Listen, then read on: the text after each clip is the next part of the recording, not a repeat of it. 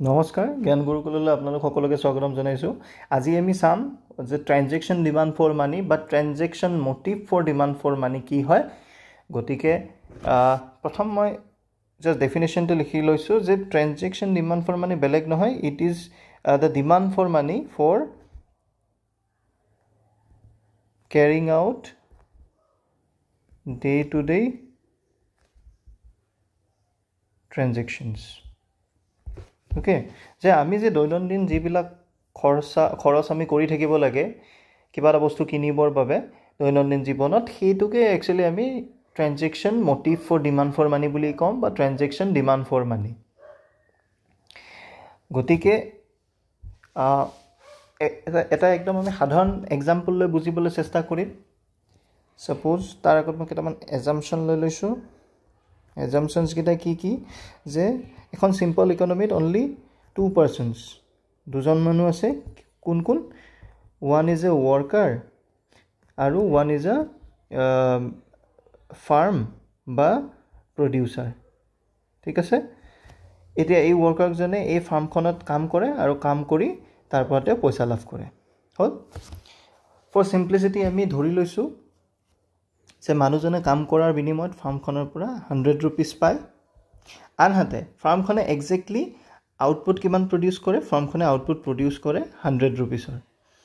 গতিকে মানুহজনে এগেইন ফাৰ্মখনৰ পৰা এই গোটেইখিনি আউটপুট তেখেতেই কিনি লয়।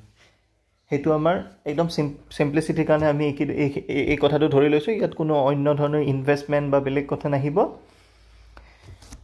গতিকে ধৰি লওঁ যে মাহ এটাৰ আৰম্ভণিতে, মই ধৰি ল'লোঁ এপ্ৰিল মাহটোৰ আৰম্ভণিতে 1 তাৰিখে ফাৰ্মখনে মানুহজনক তেওঁ কৰা কামৰ বিনিময়ত 100 ৰুপিজ পইচা দিলে।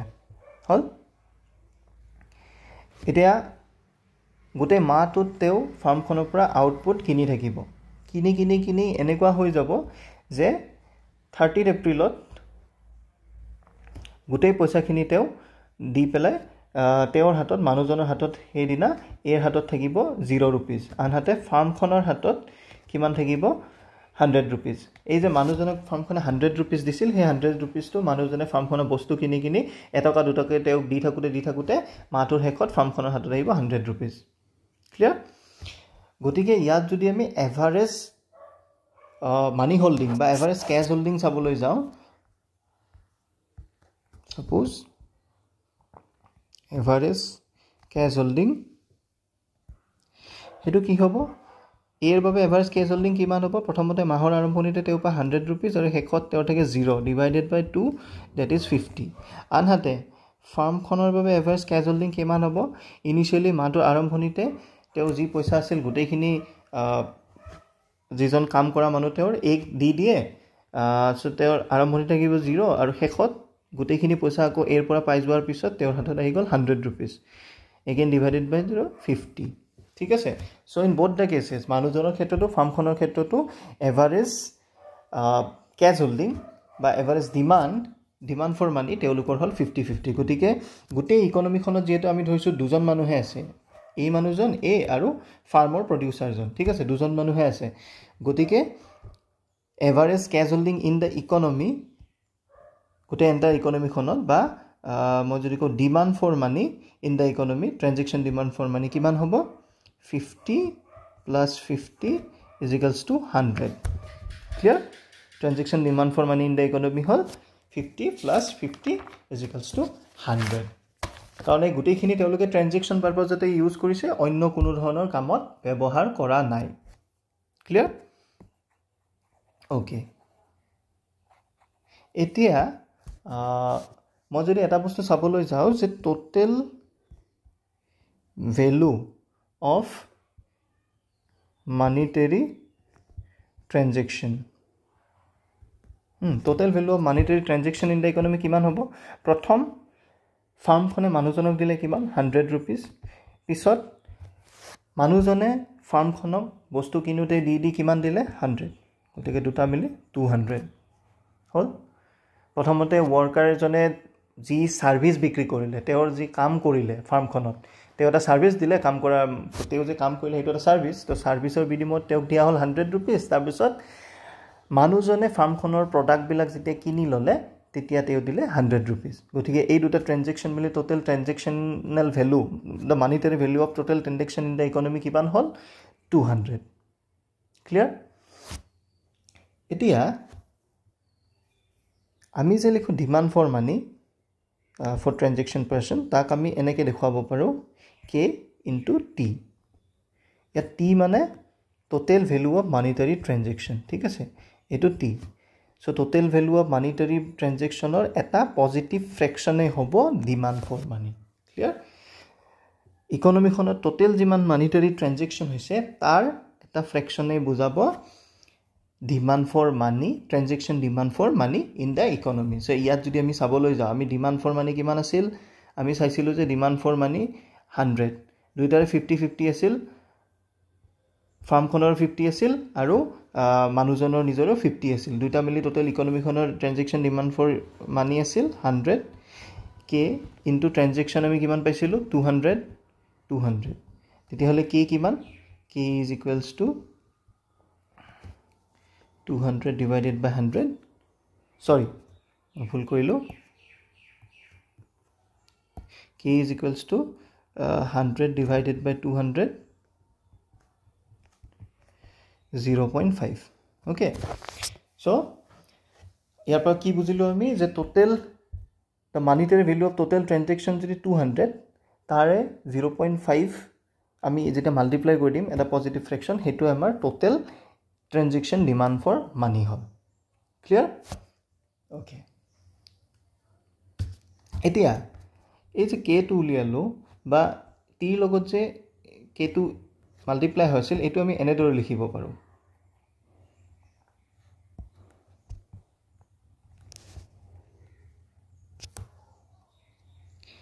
1 by k into m dt equal to t ঠিক আছে আমি এনেদৰে লিখিব পাৰো k2 যদি আমি ইফালে লৈ আনো তেতিয়া হলে 1 by k multiplied by transaction demand for money equal to t হল এই 1 by k টুক তেতিয়া আমি কি বুলি কম v into transaction demand for money equal to total monetary value of transaction so v কি হয় v আনে কোন হয় velocity of money velocity of money মই আগৰ ক্লাছত কৈছিলো যে velocity of money আনে কোন হয় এটা পাৰ্টিকুলাৰ পিৰিয়ড অফ টাইমৰ ভিতৰত 1 unit of money কিমান বাৰ হাত চেঞ্জ কৰে ঠিক আছে the number of times 1 unit of money changes hands in a particular period of time গতিকে এইটো ক্ষেত্ৰত আমি কিমান পাম v is equals to 1 by k k আছিল আমাৰ 0.5 1 by 0.5 is equals to 2 clear মানে আমাৰ এমাহৰ ভিতৰত দুবাৰ প্ৰত্যেকটো ইউনিট অফ মানিয়ে চেঞ্জ হাত চেঞ্জ কৰিছে এন্ড হেতু ক্লিয়াৰো হয় কাৰণ আমি ক'ব পাৰো যে প্ৰথমবাৰ কেতিয়া হৈছিল যেতিয়া ফাৰ্মখনে যেতিয়া ওয়াৰ্কাৰজনক পইচাটো দিছিল তেতিয়া এটকা এটাই ইয়াৰ পৰা ইফালে আহিলে এবাৰ ওয়াৰ্কাৰজনৰ হাতত আহিলে আকৌ এগেইন মাহৰ শেষত যেতিয়া হি ফাৰ্মখনৰ পৰা বস্তু কিনুতে ফাৰ্মখনত ওয়াৰ্কাৰজনে আকৌ পইচাটো দি দিলে এগেইন হে এটকাটো ফাৰ্মখনলৈ ঘূৰি আহিল গতিকে এবাৰ ফাৰ্মৰ পৰা ওয়াৰ্কাৰলৈ এবাৰ ওয়াৰ্কাৰজনৰ পৰা ফাৰ্মখনলৈ এটা পাৰ্টিকুলাৰ পিৰিয়ড 1 মান্থৰ ভিতৰত এটকা এটাই দুবাৰ হাত চেঞ্জ কৰিলে হেকাৰণে আমি কি দিলো ভেলোচিটি ইকুৱেল টু 2 সো আমি ইয়ালৈকে এনেদৰে লিখিব পাৰো এখিনিলৈকে আপোনালোকে বুজি পাইছে ওকে তাৰ পিছত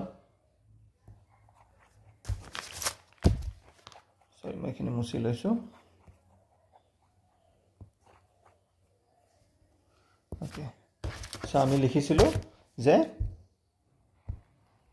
v into m dt equals to t ইয়ালৈকে আমি বুজি পাইছিলো এতিয়া এই বস্তুটো আমি এখন ইকনমি কথা ভাবিলো ইয়াত দুজন মানুহ আছিল যেতিয়া আমি এখন কমপ্লিট প্ৰপাৰ এখন ইকনমিৰ কথা ভাবিম তেতিয়া আমাক কি লাগিব তেতিয়া আমাক লাগিব যে aggregate transaction demand for money so অকল এজন নহয় হাজাৰ হাজাৰ মানুহ আছে লাখ লাখ মানুহ আছে তাত আমাক কি লাগিব total aggregate demand for money এতিয়া total aggregate demand for money আমাক যেতিয়া লাগিব তাত আমি ইকুৱেশ্যনটো এনেদৰে লিখিব পাৰিম total aggregate demand for money is equals to K P Y এতিয়া মই বুজাই আছোঁ P আৰু Y কি হয় simple P হ'ল general price level Y হ'ল what is Y? Y is real GDP okay Y is real GDP গতিকে যিমান দেশখনত উৎপাদন হৈছে সেইখিনিক যেতিয়া আমি প্ৰাইস লেভেলৰে মাল্টিপ্লাই কৰিম এণ্ড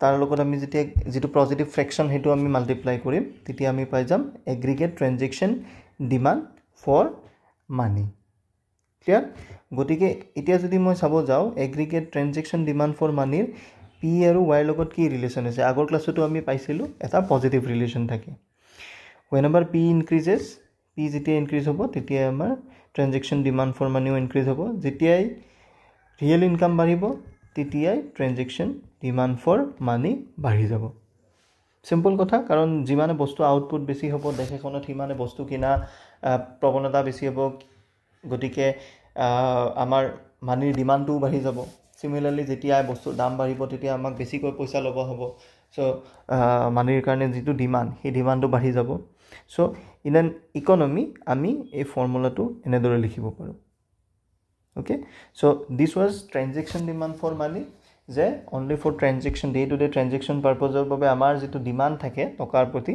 হেতুকে আমি কম transaction demand যেটো আমি এনেদৰে দেখুৱাব পাৰো thank you